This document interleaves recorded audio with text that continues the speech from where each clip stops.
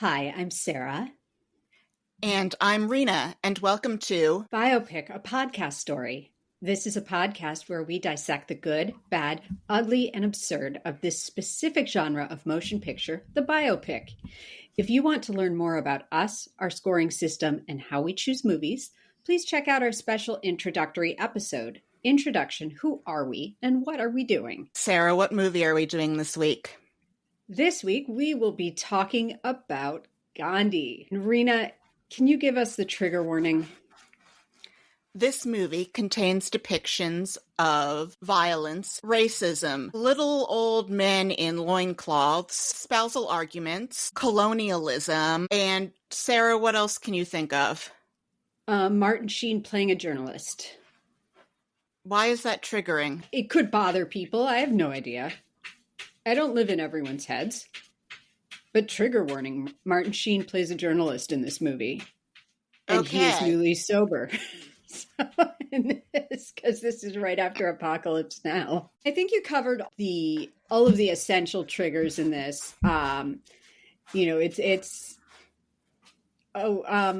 Assassination. Yes, assassination. I did say violence. Oh, guilt trips. Gandhi lays guilt trips like a Jewish mother, and I already have a Jewish mother, and I am not having it.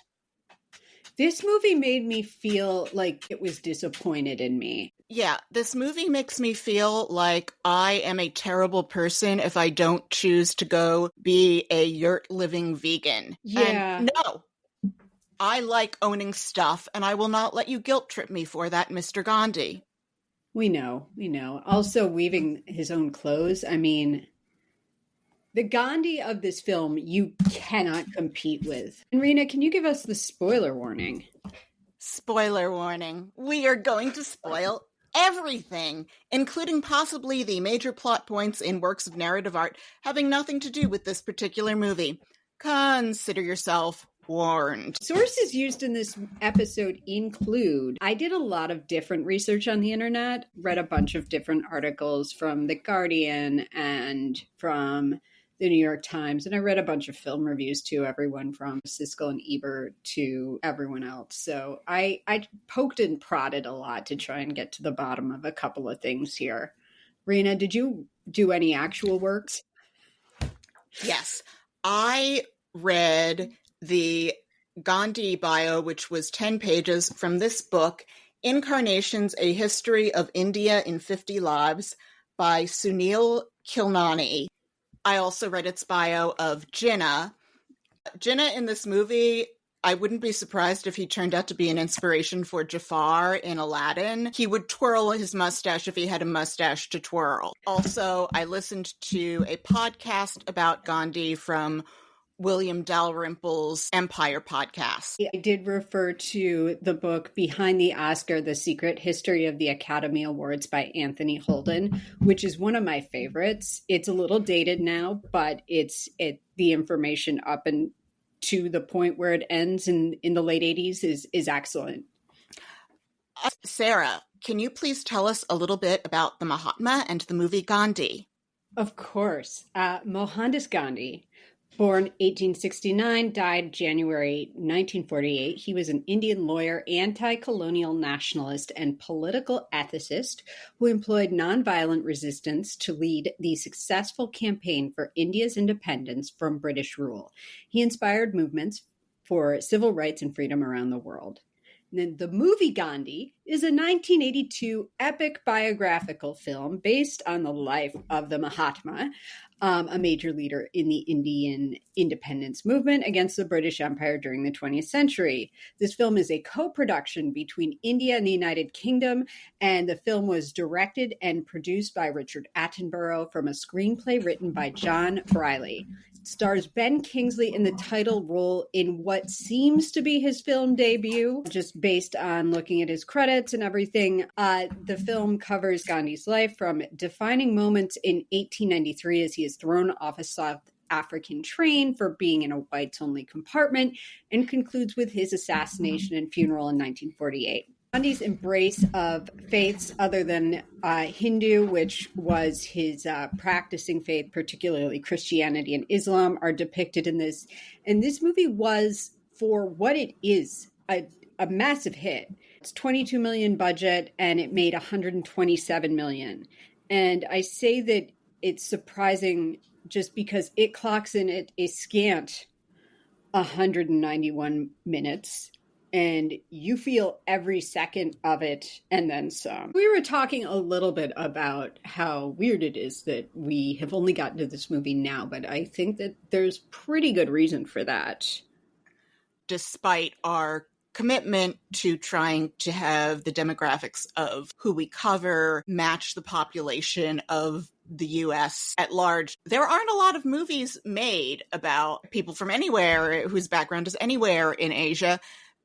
And The Conqueror does not count. So this is a movie that we've been kicking down the line for a while. I knew when we chose to critique Gandhi that I was about to earn the distinction of becoming perhaps the first person ever to watch Gandhi twice. I kept pushing it forward because I had already watched it once before in my 8th grade geography class. The geography teacher had us watch Gandhi in class over the course of a week, where it took up a whole week of lesson time. So it got her out of doing a lesson plan for a week. She would subsequently do this with the movie about Stephen Biko for South Africa. Her name was Mrs. Noose, Joan Noose, and she was extremely scary. She had this hard-ass straight shooter jock personality type that with me, I would describe my personality as more gently whimsical. So people of this type and I are, with a few great exceptions, oil and water. I was so afraid of her. I have talked with other people I went to high school with who said, yes, that was one scary teacher. She was extremely strict. She was scary. And she was really old. I share this honorific with you of being one of the first people to ever watch this twice. And I also watched this, and I was thinking that I also watched the Stephen Biko movie, Cry Freedom, but we actually watched A Dry White Season in the same class. Congrats to us for being the only 2 people in the world who have seen Gandhi twice. Out of curiosity, how old was Mrs. Noose? Oh, Sarah. She was ancient, Sarah. She was at least 36. She seemed so old to me. She had been alive before the Kennedy assassination. She was old. Because you were in a progressive town, I guess that's the only reason that she wasn't sacrificed as a witch, which I want to just be clear, she would have been where I grew up. We watched this over the course of a week in 9th grade history class. And it was interesting to rewatch it because there were so many things that I didn't remember except the overwhelm of boringness and realizing oh wow, Gandhi wasn't always bald. And I remembered Candice Bergen. And that was pretty much it though. So this felt a little bit like the first time I've ever watched it because I was probably passing notes about Mike Miller, who I was obsessed with, who was a junior that year, and took advantage of movie watching time to address my obsession with him with one of my girlfriends. So yeah, it's a real put it on in class movie. And it's a joyless educational film. Gandhi is hard to love. I will say that it looks gorgeous. I was impressed right away with the cinematography. It won Best Picture at the Academy Awards for 1982. And here's the key thing. That was the same year that E.T. was nominated. E.T. is a movie that people still love and watch multiple times, but it lost to Gandhi because of the politics of pop versus very important, sophisticated, big picture art. The films that dominate awards shows. People love E.T., but they watch Gandhi because they're supposed to. This is something that has been hanging in the background through this podcast. These pictures get made as Oscar bait for the actor, for the director, for the studio, and often they are hard to love. They've always been kind of a problem. These movies that are very important art, all in capital letters. And Gandhi is kind of a weird movie because it came out long after the medium of film was invented and used for entertainment. But there's something about it that serves this sort of like platonic ideal of the framework that would be used for every very important biopic to come, and somehow every very important person biopic that came before. I don't know if that's fair or not. And you know what? I really don't care if it's fair. This is our podcast. Get offended. The 1980s were a boomerang response to the inventiveness and the transgressiveness and darkness of film in the 1970s. I think that that is true in a lot of cases in the way that we awarded films, because like we spent that decade pretending that Merchant Ivory movies were interesting. Like we were all in a collective fever of like Emperor Has No Clothes, looking at these very inert movies and saying like, this is real art. And they were all kind of boring. But I also want to point out, because I went back into the Oscars for 1983 and I was just looking at the competition beyond the ET of it all. There were some really interesting other movies that were part of the conversation that year. If I had to pick another prestige film to have won the Oscar over this, it would have been Costas Gavras' Missing. Jack Lemmon was up for an Oscar for that. That's an amazing transgressive movie about the challenges faced by creating a new government. Also, The Verdict, starring Paul Newman. Das Boot, which features a ton of inventive editing. Diner, which people like. I don't really care about it, but a lot of people like it. And it did set a framework for a lot of filmmakers in the future, like the Quentin Tarantinos and Kevin Smiths of the world. The World According to Garp, which is not a great movie necessarily, but it has some great performances in it, including Robin Williams, who wasn't even nominated. An Officer and a Gentleman, which is a straightforward love story, but does a lot of interesting service around the notions of traditional masculinity and the shortcomings of that. It slips all of that into a traditional love story framework. Sophie's Choice. I mentioned to you over text the unjustly unawarded performance of Sir Carl Weathers in Rocky III, which is a fantastic performance, and was never going to get nominated. But I do have a whole theory about that I'm happy to talk about on another podcast. And then some movies that weren't nominated for anything but have had a lasting impact. Poltergeist, the king of comedy made by my Lord and Savior Martin Scorsese. Fast Times at Ridgemont High, which is an incredibly deep movie for being like a teen comedy. It is not a teen comedy. 48 Hours, which really launched Eddie Murphy as a film star, and he was a child in that movie, and he holds his own with every single performance, or with every single performer in that film. These are all movies that did push the envelope and change our culture. And here we are talking about Gandhi, who, great guy, great message, boring ass film. After all these years, it still feels like I just sat through this thing, and I found myself wondering if I could skate on the memories to get through it again. And then I thought, well, it has to be better than Reagan. And in fact, it is better than Reagan. So I was like, I can do this, I think. It's weird to bookend Reagan with this. We were talking last week about how we don't want to see that kind of movie about anyone.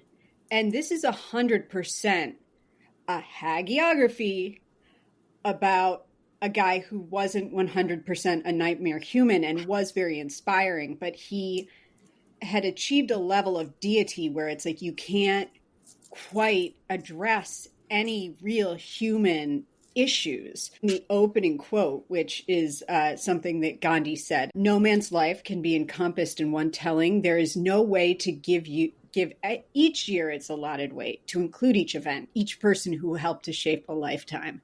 What can be done is to be faithful in spirit to the record and try to find one's way to the heart of this man." And this movie fails on that. Throwing a quote of this level of importance in front of your film, it just, as soon as I saw it, I was like, oh no, why have you done this to me, Rena? Why are you doing this to me? Why are we doing any of this? What even is art? Do you want to talk about the framing device? In a refreshing change of pace, Gandhi has but one framing device. The last couple movies we did had multiple framing devices. We begin with the assassination in 1948, and then we work our way back to it. This assassination is so genteel. The guy walks up to him, shoots him, and he's like, oh God. And then dies. And even then, Gandhi was chill. And at peace with his life. And I was like, why? He wasn't even scared to get when he got shot. I don't believe you, movie. He's so antiseptic. He's like a child throughout this entire movie. It's bothering me already because I'm like, I don't feel challenged by this. I don't feel upset. I don't feel confronted by it. This is an art. And yet, like, this was apparently Richard Attenborough's passion project. And there's no passion in this movie. Gandhi was ashamed of having wet dreams. That doesn't mean we have to portray him as a person who doesn't have them. I love Richard Attenborough playing Santa Claus. It's wonderful. He's a good filmmaker, but like this is so dull from the jump. There are 300,000 extras in this opening funeral scene after he gets shot. BT dubs.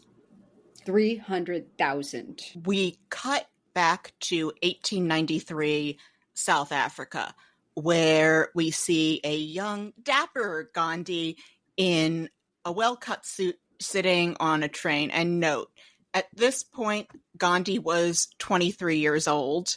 He had been called to the bar in London. He and Mrs. Gandhi were married when they were 13. They were a full year older than Ty Cobb's mother. But when people were married that young, the wife would go live with her parents for a few more years. They started having babies when they were 17. And then he went off to London to train, and his family was worried about it. So he promised that he'd stay a vegetarian, promised chastity, and one other thing that I forget, but it makes him sound like a rather dull young man. So he's on this train, and he gets in trouble for insisting on his full rights to ride in the first class cabin of the train. And gets kicked off that train. My favorite line my favorite line in the whole movie was he asked the young man, the black man who was serving as sort of the porter in his car just before he got kicked off, do you think about hell? And I think that was like the most transgressive we saw Gandhi in this movie. The passage of time is a little bit unclear. This is 1893, and when he goes back to India, it is around World War I, but I didn't have any sense of how much time, just that they plunk in a number. And I get that Gandhi lived a long, varied life with tons of things, and you can't show every single thing that happened. They tried.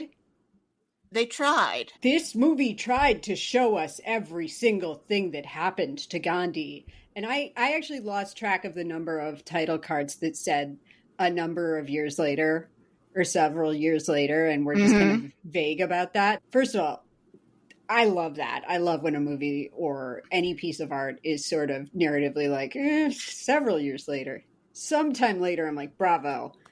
Do not get yourself tied down.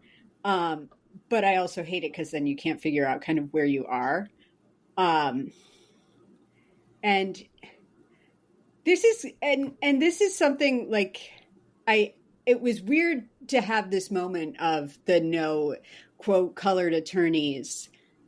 And I was watching this and I was like, surely this isn't his first experience with racism. He and Nehru were both educated at the bar. We've seen photos of young Nehru looking super hot in his barrister gear. There were young men from India being educated at Oxford and Cambridge or living in London. But I guess how they would treat you outwardly was worse in some parts of the empire than others. What it comes down to here is that white South Africans make every single Brit look like a freedom rider in Mississippi. Nevertheless, he decides he's going to do something about this. And he is going to burn the past that identifies him as colored and he gets beaten for that. I noticed many times the gentility and rule following and traditions of British law and rule would stop them from doing certain things. He couldn't technically be beaten up for breaking a law. And then there's another point in the courtroom where they're like, well, technically we have to let people in because this is the first motion of the trial. You must know, after 20 years of friendship, I am an Anglophile.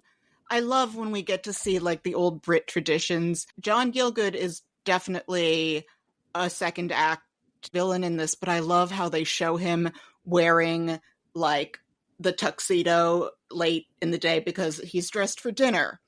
Basically, my spirit animal is Maggie Smith's character on Downton Abbey. Also, welcome back to the show, Sir John Gielgud. We haven't seen you since Caligula. No, we saw him in Beckett. Oh, that's right. He's a three-peater. Also, we have our first sighting of baby Daniel Day-Lewis as a racist named Colin who harasses Gandhi and his new BFF, Charlie the Priest, and then his mom yells at him for being late getting to work. Yeah, he narrowly avoids having to turn the other cheek, like it says in the Bible, as he says, and be nonviolent and get the crack kicked out of him by a baby Daniel Day-Lewis. At this point, I put the pieces together that I was like, oh my God, this movie is going to be a 50-year span. Ben Kingsley does not look 23 at the beginning. We have no sense of how much time is passing. And then you can see where they drew lines on people's foreheads to make them look older toward the end. And it's trying to cram so much in a linear way with the and then-iness of it all. This is part of why we prefer the ones that choose to hone in on, say, 20 years within someone's life. Do you want to be upset by something, as you mentioned the makeup? Yeah. This won the Oscar for Best Makeup. Do not tell me this was Elephant Man's year. No, it wasn't. Phew! But it was Blade Runner's year. Back to Gandhi, he has gone from 23-year-old lawyer to Gandhi quote machine in the blink of an eye, a la Richard Burton and Beckett. He just goes right into it, and he is the Mahatma instantly. We don't see any sort of journey from deciding to protest that moment on the train and him starting to say, you know, an eye for an eye makes the whole world blind in about 10 minutes. I'm not saying I want it because it probably would have added another hour to this movie. And we're building an ashram. The scene that has stood out in my head since Mrs. Noose's geography class is this one where he has a fight with Mrs. Gandhi. Poor Mrs. Gandhi. Well, she wasn't marrying a lawyer because she was 13, but I guess they were in a caste that was kind of in between Brahmin and the warrior caste, and she thought she had signed up for a nice life. And her husband is telling her that it's her turn to rake and cover the latrine. And they have a fight. He tries to kick her out. She's stuck with this man. And I felt so indignant on her behalf. It concludes with her telling him, oh, not everyone is as good as you or even wants to be. And she nods and says, and I must go rake and cover the latrine. And after all these years, I still feel so much indignation on her part. That's my overriding memory, is feeling like I wanted to kick this man for telling her that it's her turn to because no, it's not cool. It's not okay. It's not what she was brought up to. It's not what she signed on for. You'll see when he comes home from prison that she's polishing his shoes, and that when his sons come in, they bow before him. She does show a little bit of sass in this where he's saying, oh, that his sons look like proper little English boys. And she says, nope, they're Indian. But I remember the rage I felt in my heart on Mrs. Gandhi's behalf. And you see, she just stops questioning, and later on, she's making speeches for him, but it's like he subsumes her persona entirely. like, they're happily married once she is this rag doll who repeats whatever he would have said. I am not cool with it. We see no conflict when a government finances your movie. The most conflict you get is 30 seconds of back and forth about how she doesn't want to clean the latrines, which same girl. But also she falls right in line and is in the game like immediately after this and is completely unquestioningly cool with every aspect of being part of Mrs. Gandhi, including going to prison. I agree with the principle that no one should be above certain work and that there shouldn't be a group of people who are assigned that work because they are lower than us for reasons. But she should be allowed to show some disappointment in the fact that now she is cleaning a latrine, because no one wants to do that. Except Gandhi's probably all like, this is the most spiritual you could ever be because he was perfect in this movie. And then he's just like, I'm going to go sit back down and I'm going to spin more fabric, because he does a lot of that in this movie. Like, there's just so many marches and train rides and marches and dust and then train ride and then march, then prison, like over and over. I don't want to dismiss the good life and the wonderful, honorable ambitions of Mohandas Gandhi. However, this movie's boring and it's angry at me because I haven't done these things. It is a movie that is putting on airs. It is a holier than thou movie. There's a sequence in this film that happens much later where you see how brave nonviolence is and how it takes a lot of courage. And it's super badass anytime that movement has been embraced.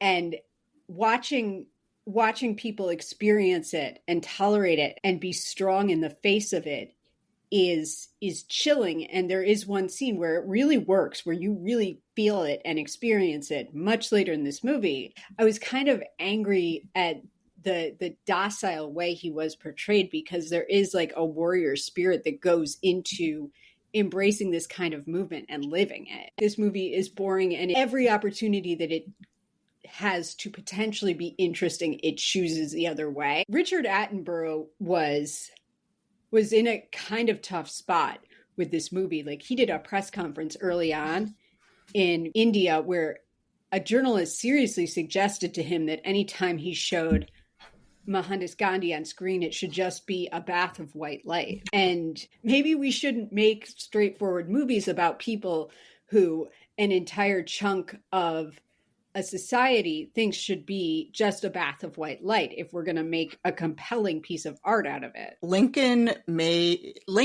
was a film about someone regarded as saintly that is engaging and shows them as a complete person.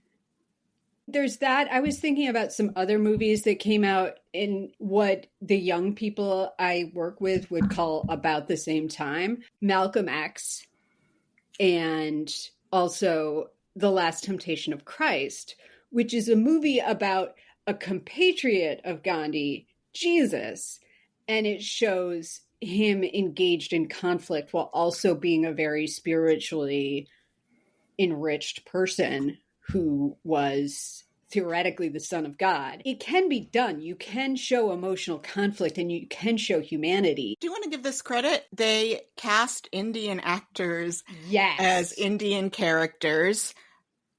They don't make excuses to put Western people in roles they have no business being in. And Ben Kingsley, I guess he's half Indian, but he looks right in the role.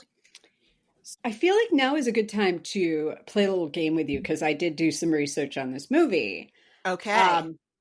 And as you mentioned, Ben Kingsley won the role. Spoiler alert. Ben Kingsley is fabulous in this movie, and is wearing a bit of brown makeup, but at least his father came from the same part of India as a Mahatma. At least we did that. But I want to play a little game with you about actors who were considered for this role.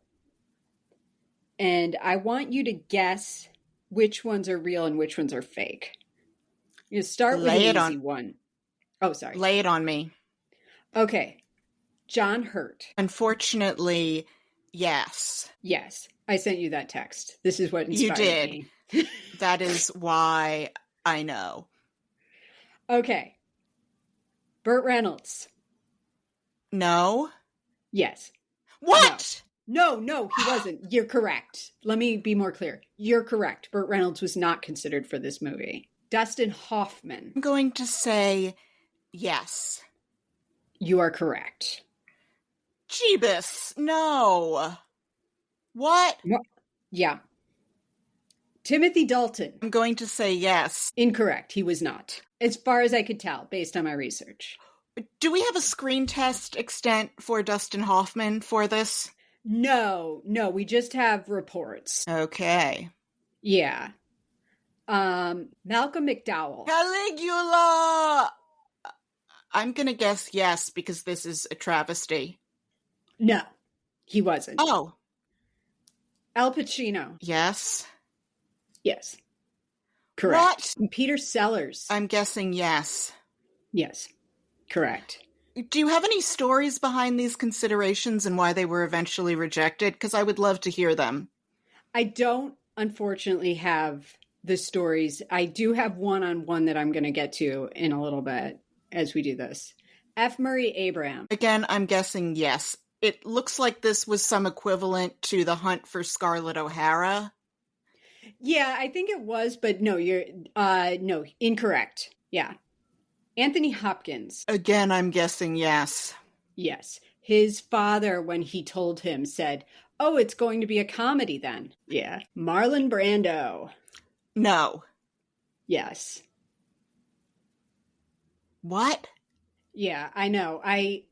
Yeah, it's out there on the internet. There are articles about it, how he was thought about for this, but they did look at his lack of discipline on Apocalypse Now and realized he probably couldn't handle some of the discipline that would be required to look like Mohandas Gandhi.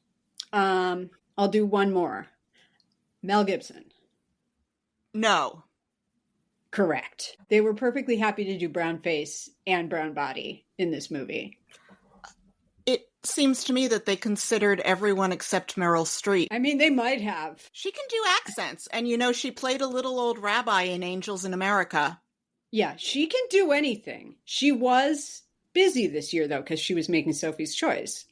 So she might not have been available. So how many did I get in this quiz?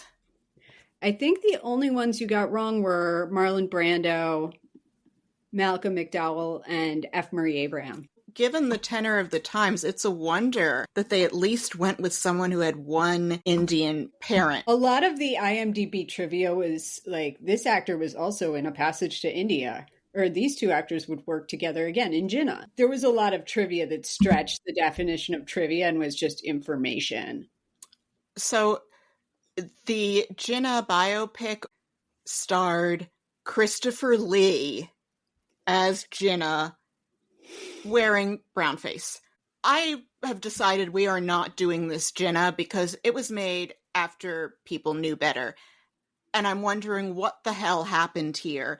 If you're going to make an English language Jinnah film, there were plenty of Bollywood actors. But then I thought, well, perhaps the Pakistanis would feel more insulted at the idea of a Hindu actor playing Jinnah than they do at the idea of a white actor in brownface playing Jinnah. Unfortunately, yes, and we will get there.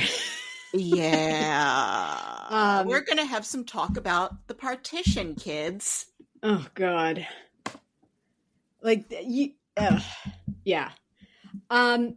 So more train rides. So many train rides, so many lectures, so many protests. Gandhi gets arrested again, goes to prison, and then a really genuinely fucked up part of this movie happens, which is the Amritsar massacre, which features the appearance of Edward Fox, an actor who is incomparable in playing sinister Brits.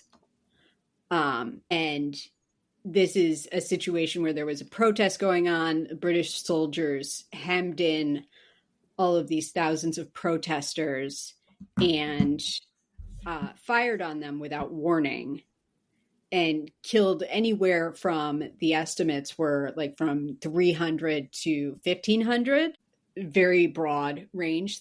This was a good scene in showing us the immediacy and fear of being in the nonviolent protest movement. But like, I had a real problem with a lot of the protesting scenes and a lot of the scenes of violence in this movie, which goes to this idea of psychic numbing. When the number of victims in a tragedy increases, our empathy decreases. They give us no way into these circumstances in this movie, and I think that that is a flaw.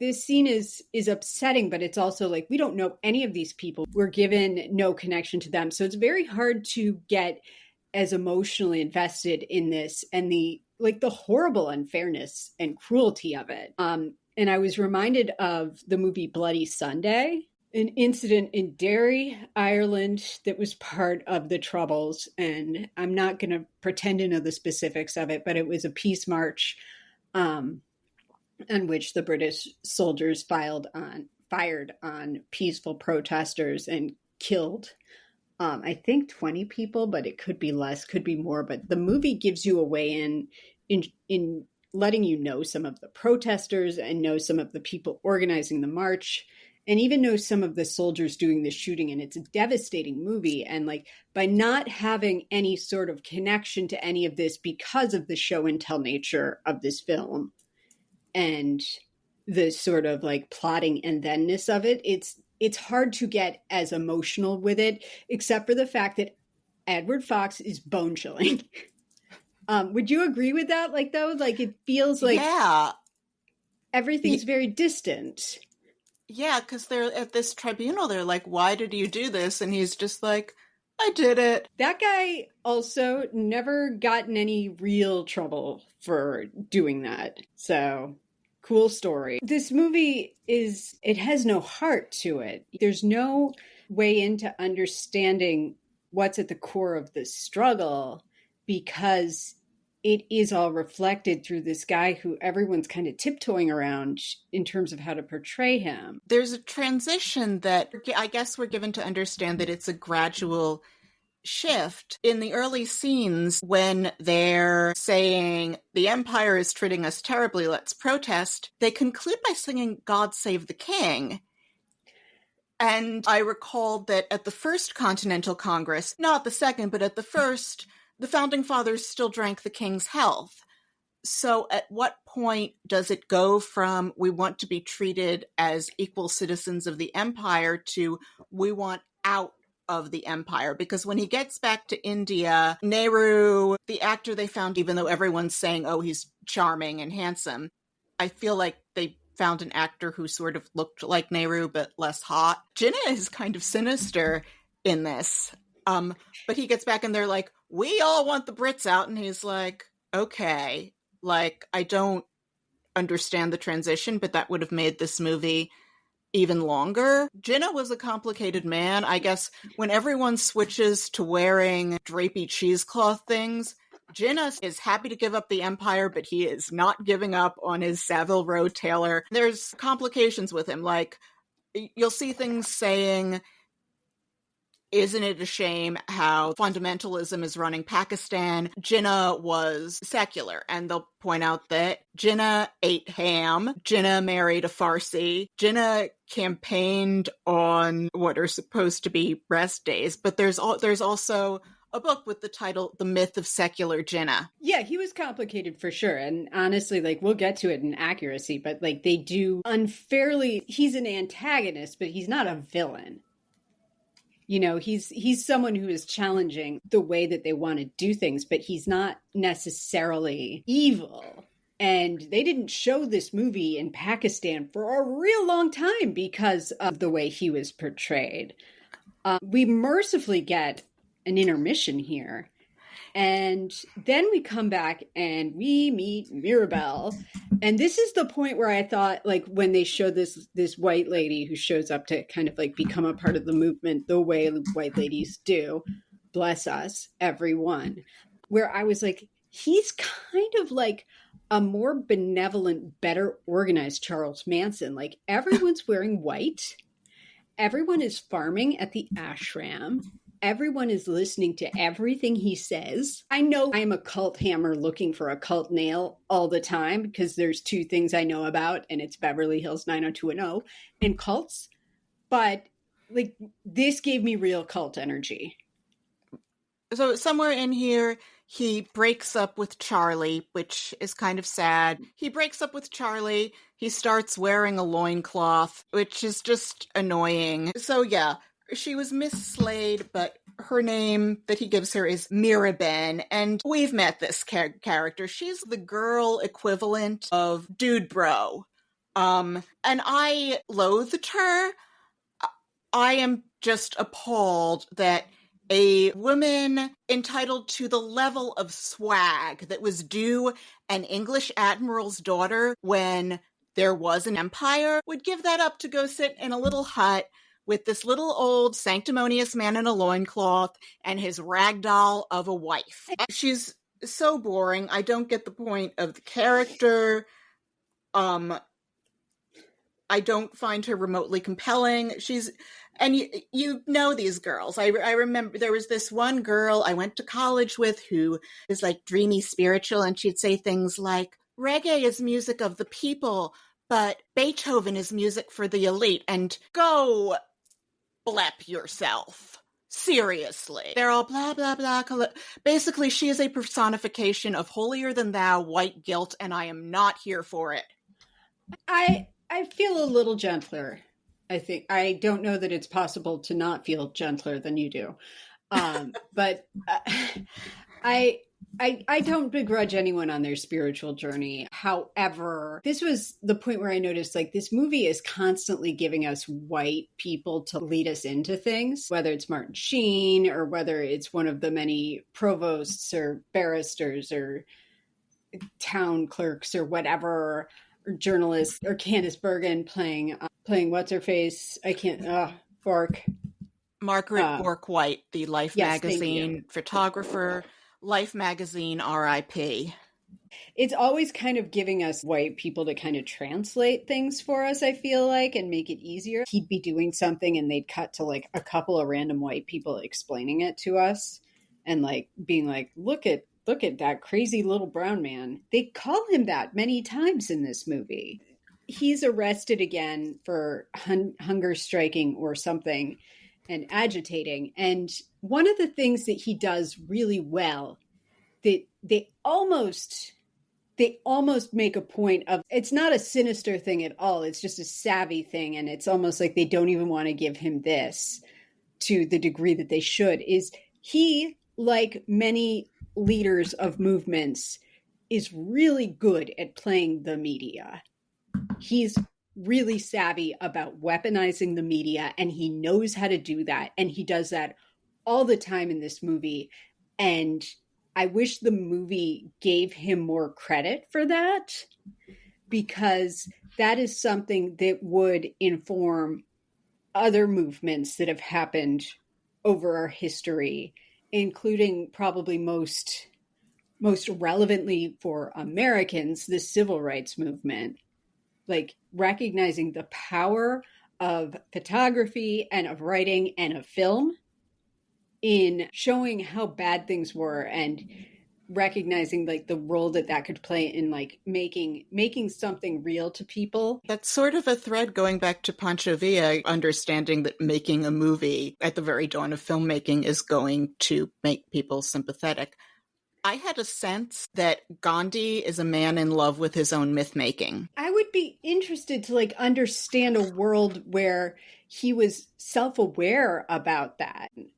I can't imagine that there isn't a burden associated with being someone like that. I found it rather impractical, the way that he sticks to one line. There's this part where they're in Britain and you see him in the sandals and the loincloth, dealing with English weather. Dress for the weather, man. I'm not impressed. I thought that was smart. He was smart about his image, and he cultivated that in a really smart way. There's good people who have done that. It's not all like sinister people like Reagan or like Eva Peron. Being mindful about the image that you're projecting and how it affects the movement that you're building is just something that savvy leaders do. And I feel like this movie almost wouldn't show him in that light, like they were afraid to. And again, we're at some years later, and he does the Salt March, which is, again, savvy move, because the salt thing is symbolic, and it's not actually hurting anyone. It's just hurting the British image. Although the one thing I noticed in the Salt March was I'm such a lady.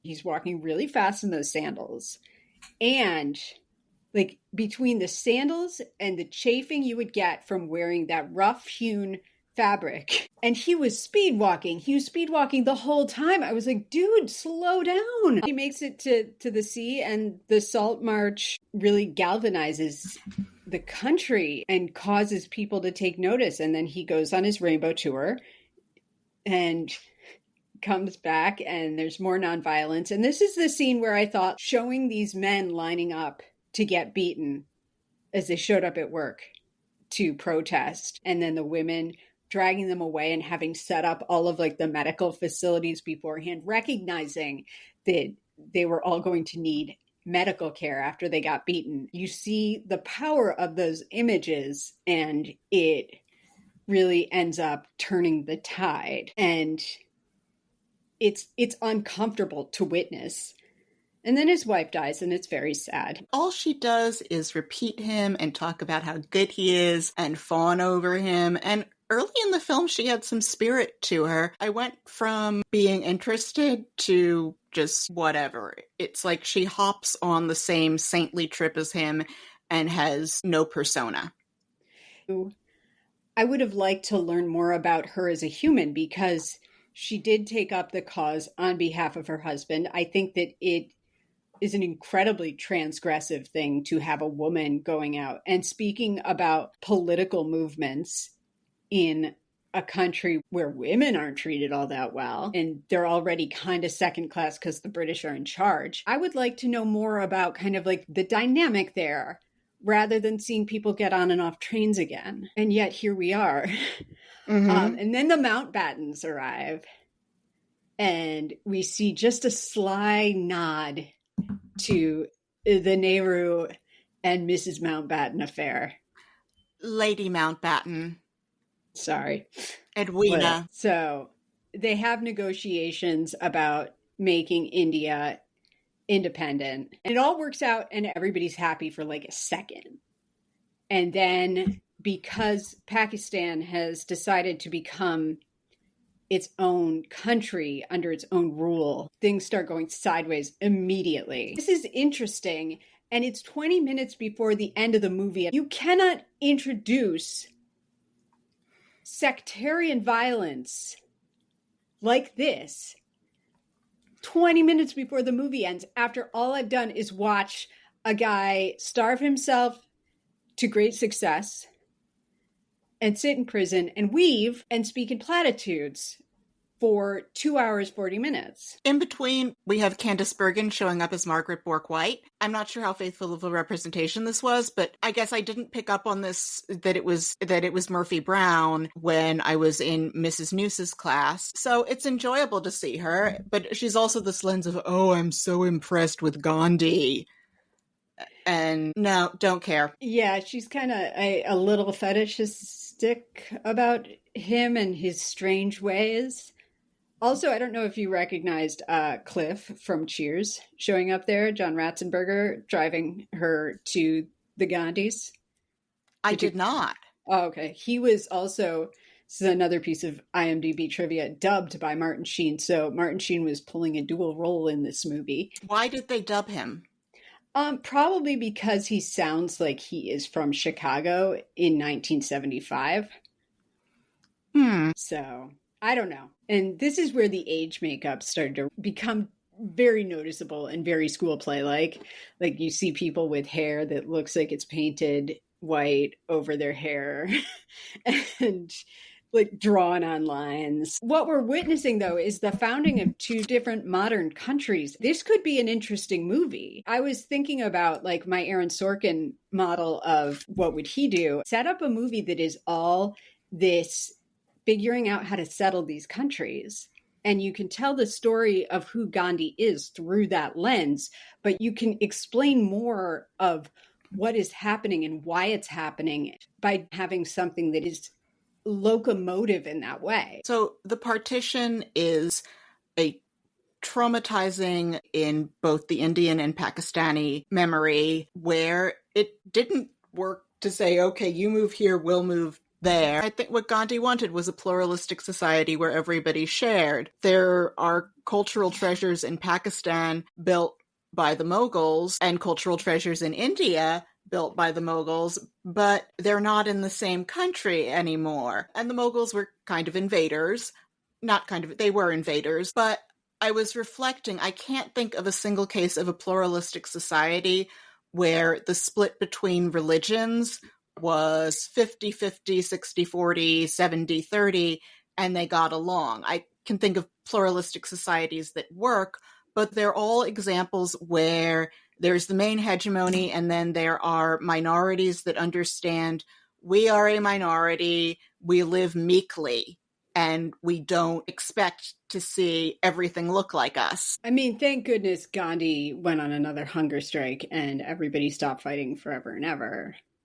I've seen analyses where people talk about, gosh, if India and Pakistan had stayed one country, Kashmir would be the honeymoon capital of the world. Our cricket team would beat which isn't a thing that I get. They do love their cricket. I guess the Brits weren't here long enough for Americans to like cricket. We invented our own sports that are the three biggest sports nowhere in the world but here. Anyway, it's a loaded thing, and there's this scene where Gandhi, to try to keep it one country, offers Jinnah everything in a way that is not fair at all to Hindus, where he says, you can be the first prime minister, you will pick all the cabinet members, they will all be Muslim, and there's that fear of being ridden over.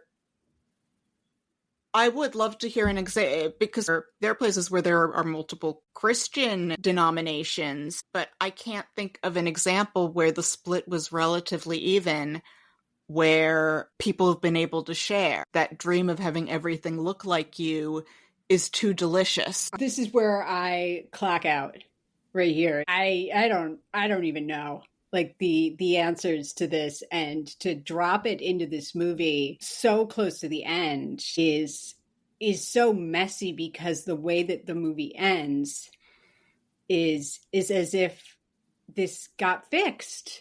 And I think we all know that it certainly did not get fixed. Also, there is no solution to the problem you just described visible in our modern world. Didn't love the way that this ended, because it sets it up as if it's been dealt with, and it certainly hasn't. They diffused the violence briefly, but India and Pakistan still do not get along. Millions died in partition. It's all a shame, and I can't sit here in Brooklyn and say secular pluralism. I'm sitting here with my mouth hanging open. It's too big of a topic to drop into this movie and show from the perspective of Gandhi. The idea of telling everyone to quit it isn't realistic when you've got like Cain and Abel level shit happening in the founding of a country, where it's the foundational stuff that happens that causes this pain to perpetuate itself. We have no idea how to fix relations between India and Pakistan. And precisely. We aren't going to pretend that we do. We're about to see Gandhi get assassinated.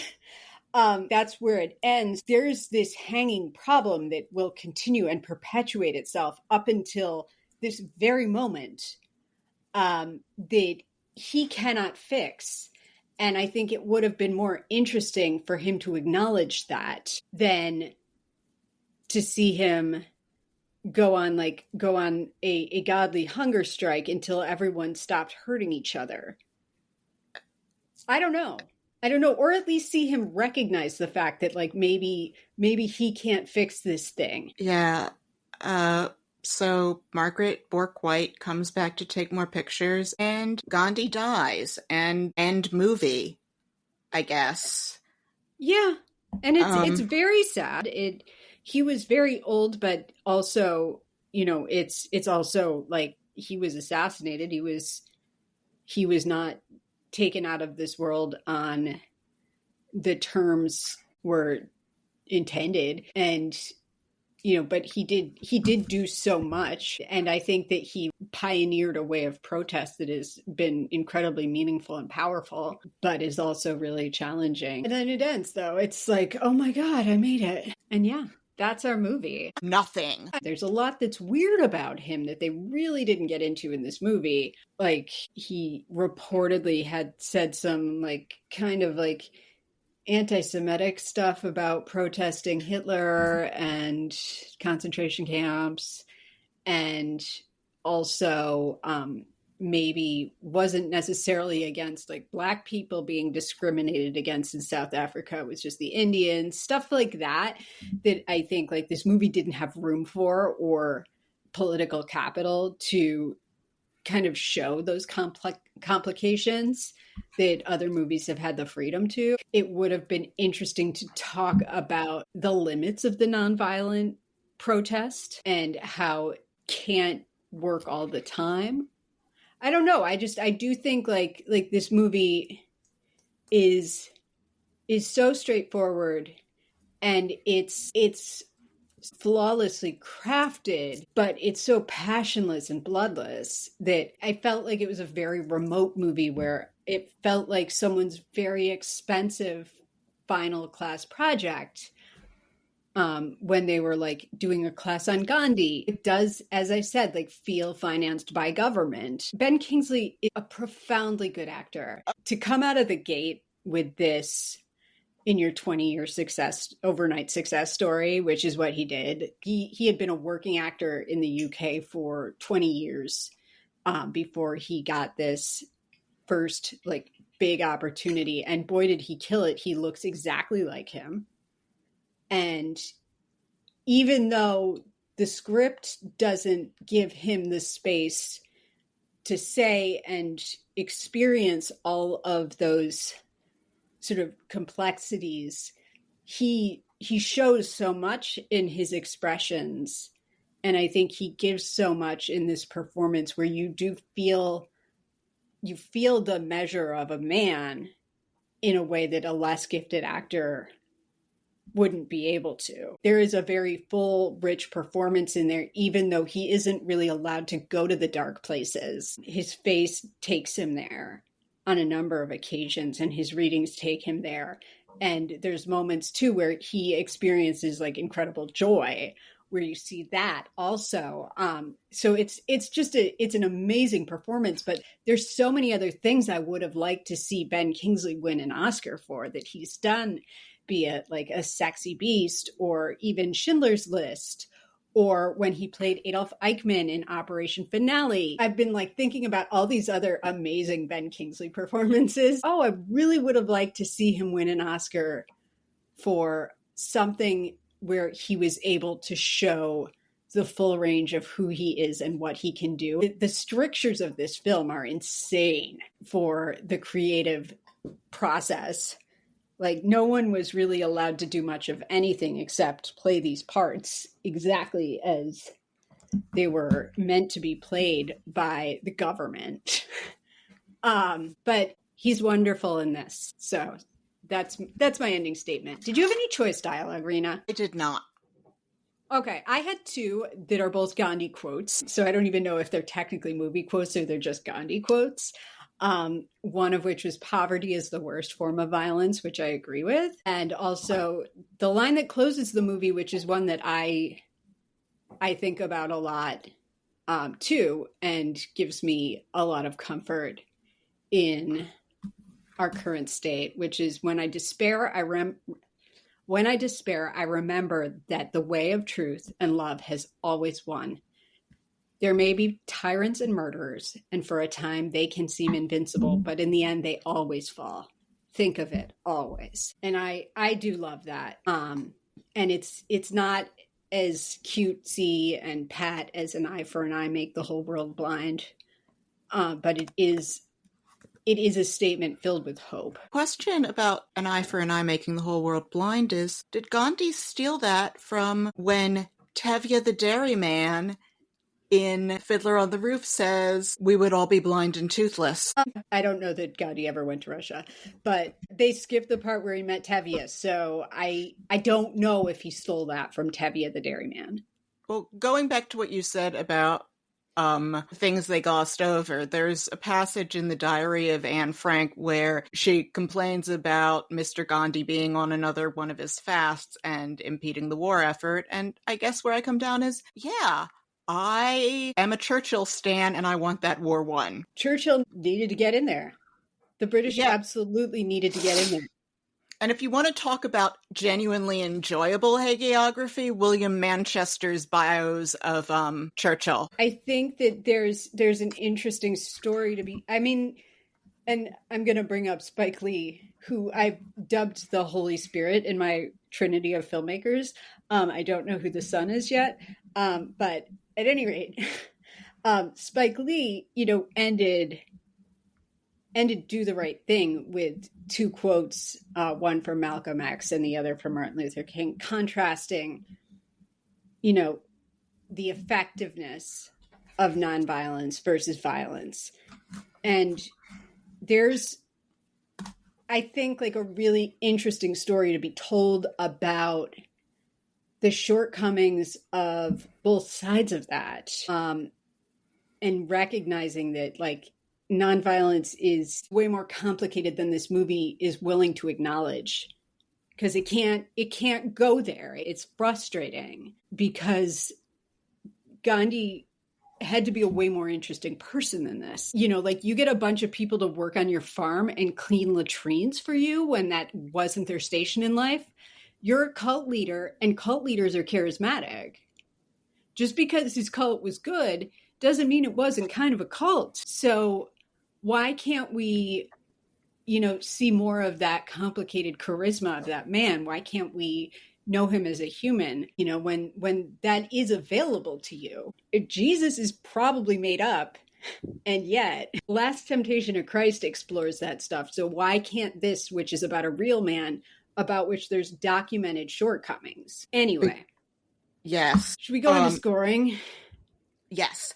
Okay. So I had a comment from a listener saying that we need to explain scoring and possibly get through it faster. So I've added a bit to explain what the scoring is, and here is an incentive to share the show. I think we explained the scoring system just fine in the intro episode, so we're going to put this explainer in every episode until, I guess I've decided, we average over 200 downloads per episode. So it is now, if you are a fan, your incentive to recruit more listeners so that we can assume that everyone knows the scoring system and can cut this part. That sounds fine. Also, I will admit that I often use the scoring section to, like, give my closing statements. So we rate movies on a 1 to 10 scale across 10 areas that we find to be subjectively and or objectively important to our enjoyment of these films, but specially tailored to specific issues particular to biopics. These 10 areas are outward appearances, acting and casting, and that's about, do they capture the spirit of the people they are playing, and is the acting good? Passage of time, costuming, quality of the script, accuracy, storytelling, was it cliched, interesting, inventive, production value, production and direction decision making, and do we care? Then we add them up and divide by 10, because a rating out of 10 is just plain snappier than a rating out of 100, and then we average our two scores together. We absolutely never share our scores with each other before the episode, so that we don't wind up influencing each other. We also use something we call the buy, where we have the individual option to add or subtract a full point from our individual scores if we feel that the scores that we reached were not reflective of our overall enjoyment of the film. We have to decide whether to use the buy in advance of sharing scores. We can't choose to use it after the fact if we disagree. Cool. And with that out of the way, let's score this thing. Outward appearances, makeup and hair. I gave this a 9. I gave it a 7. I saw too many drawn-on lines in the aging scenes. Acting and casting. Do they capture the spirit? And beyond that, is the acting good? I gave this an 8. I gave it an 8 as well. Ben Kingsley is amazing. A lot of people are amazing. And there are some performances that are so-so or irritating. Passage of time. I gave this an 8. I thought that they were really subtle with it, but also the couple of title cards of Sometime Later was really, it's a choice. I gave it a 3. It was kind of in an impossible position where if it showed everything that was happening during, the South Africa stuff was over 20 years, you would have had to make a miniseries. So I can't necessarily defend that by comparison. Costuming. I gave it a 9. Everything looked fantastic. I loved the suits. I guess it was a 9 because looking at that loincloth is annoying, and I know this is something where the movie was screwed because Gandhi walked around in a loincloth. Same, 9. Quality of the script. I gave it a 5. I gave it a 6. Accuracy, gave it a 5. Ditto, gave it a 5. I doubt we will ever give anything a 10 for accuracy. Storytelling, was it cliched, interesting, inventive? I gave it a 2. I was nicer. I gave it a 5. Production value, 8. I gave it a 10. Everything looks absolutely gorgeous. If they weren't filming at the real place, it sure looks like it. Those were real trains. Mm-hmm. It really made me feel that CGI... that we've been cheated out of looking at real fake stuff or even real stuff for just how beautiful epic filmmaking used to be. I just wish that it had been used with a more engaging story. Yeah. Production and direction decision making, I gave it a 3. I gave it a 6 because people were well cast, and I don't know. This is why we don't compare in advance. For Do We Care, I gave it a 3. 5. Really? I cared in that he did mean so much to so many and did so much. And I do care about that. But also, I don't care about this movie and I never want to watch it again. I didn't care in that I find people who are on the whole holiness, let's be spiritual trip completely unrelatable and rather annoying. That's fair. Of course, they're doing their own thing that has nothing to do with me, and I'm taking it personally because, I like stuff. Get off my case about it. Speaking of stuff, and we should have brought this up earlier, you are dressed for the occasion. I was inspired by those Savile Row suits in the early scenes, and just the elegance of the British characters. I love that routine of people dressing for dinner. So I draped myself in pearls prior to this episode. When I do the Instagram post for Gandhi, that I dressed for the occasion in honor of English aristocratic elegance. Wearing my finest mango sweater that looks like a Chanel sweater. So I also dressed for the occasion. Which is to say I didn't. My average came to 6.2. Mine was a 6.2 also. Oh, wow. I love agreeing. So, Gandhi, 6.2, you did not earn second opinion. Oh, well. And that's fine. I didn't want to read bad reviews of Gandhi, and I certainly didn't want to read good ones. Are there other things that you would recommend people watch or read instead, Sarah? Exodus, the Otto Preminger movie, Malcolm X, the movie, or read the autobiography of Malcolm X, The Last Temptation of Christ. Up top, we name-checked a couple of movies, Rocky 3, in order to check out the performance of Sir Carl Weathers, Fast Times at Ridgemont High, Blade Runner, Officer and a Gentleman. Missing, absolutely. If you haven't seen it, you should absolutely see that movie. It is a really, really good look at what happens in a country after there is a regime change. Rena, anything? Yes, we'll be watching an Otto Preminger when we get to the Gene Seberg Joan of Arc, which is the first of a bunch of Joan of Arcs that we're spacing out. The dance hall scene in Malcolm X is delightful, and there's a joy. This movie was, as you said, joyless. Spike Lee, first of all, shoots a joyful movie all the time. His movies are infused with enthusiasm and joy. So that is also true. Exodus, Otto Preminger is kind of a piece of shit.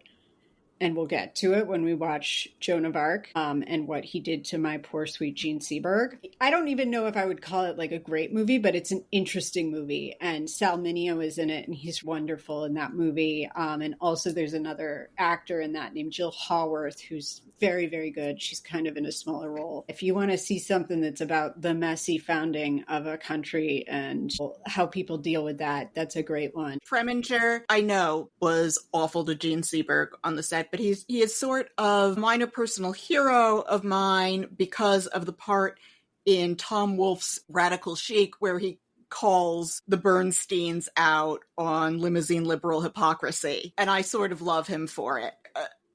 I guess goes back to my loathing of Mirabin for exemplifying a certain brand of holier-than-thou white guilt. So however awful he was, I will always love Otto Preminger for ruining the Black Panther Party, to quote Forrest Gump. Gosh, my own story with Exodus is that we watched it the New Year's Eve that I was 10, and I sobbed my eyes out. I sobbed, and I was not okay for days, and then I read the book. And again, I sobbed, was not okay for days. Leon writes a good book. Shall we wrap it up? Of course. So, if you like this show, please leave us a 5-star review. If you like the show, please leave us a 5-star rating and subscribe to us on iTunes, Spotify, or wherever you get your podcasts. And tell a friend, or better yet, plural friends, and share us on social media. We hear it helps. You can follow us on Instagram, where we have visual aids from our episodes. Our Instagram handle is at Biopic, a podcast story. So do check us out there, and we'll link to that in our show notes as well. Tune in next week when we'll be talking about The Duchess, starring Keira Knightley. I'm shocked that it took us this long to find our way into an 18th century costume drama, and Keira Knightley is playing Georgiana, Duchess of Devonshire, a woman after my own heart. I'm excited about this one because I haven't seen it since we saw it when it came out. And I recall Ralph Fiennes manages to be wholly unappealing in this movie, which is an accomplishment in itself. We'll see you next week, and you have a wonderful evening. You too.